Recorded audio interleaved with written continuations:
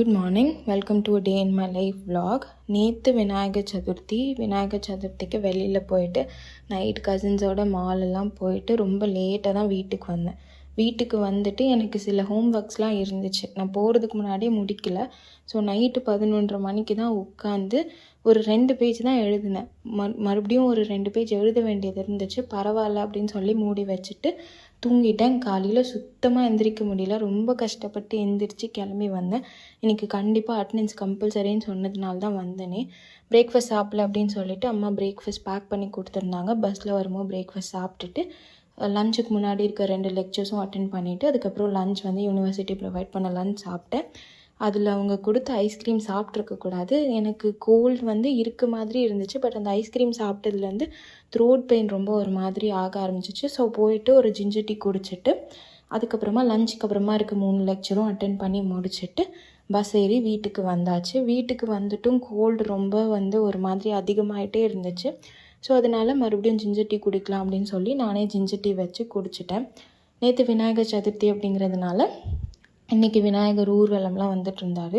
So அம்மா வந்து பாரு அப்படின்னு சொன்னதுனால போயிட்டு பார்த்துட்ருந்தேன், வீடியோஸ்லாம் எடுத்துகிட்ருந்தேன். அதுக்கப்புறம் எங்கள் வீட்டுக்கிட்ட வந்ததுக்கப்புறமா பிளெஸ்ஸிங்ஸ் வாங்கினேன். கூட வந்து ஒரு சாக்லேட் வச்சு கொடுத்துருந்தாங்க. அதுக்கப்புறம் பிரசாதம்லாம் கொடுத்தாங்க.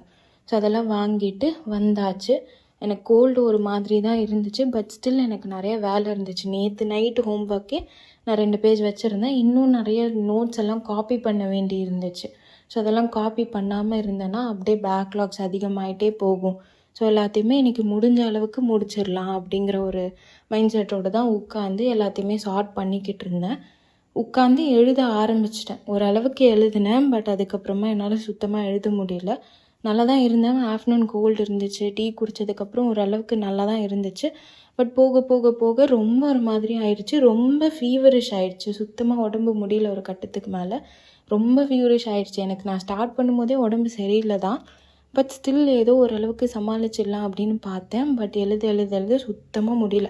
ஒரு 2 சப்ஜெக்டோட கண்டென்ட் மட்டும் நோட்டில் காப்பி பண்ணேன். அதுக்கப்புறமா சரி இதுக்கு மேலே நம்ம ரிஸ்க் எடுக்க வேண்டாம், முடியல, ஸோ போய் படுத்துடலாம் அப்படின்னு சொல்லிவிட்டு அம்மா வந்து டின்னர் சாப்பிடு அப்படின்னு சொல்லி டின்னர் வச்சு கொடுத்தாங்க. டின்னர் சாப்பிட்டு முடிச்சுட்டு ஃபீவர் டேப்லெட்டும் போட்டுட்டேன்.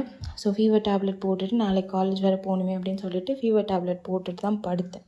ஸோ அதோடு இந்த vlog முடிச்சுட்டேன். இது வரைக்கும் பார்த்ததுக்கு ரொம்ப நன்றி. நாளைக்கு பார்க்கலாம். தேங்க்யூ, பாய்.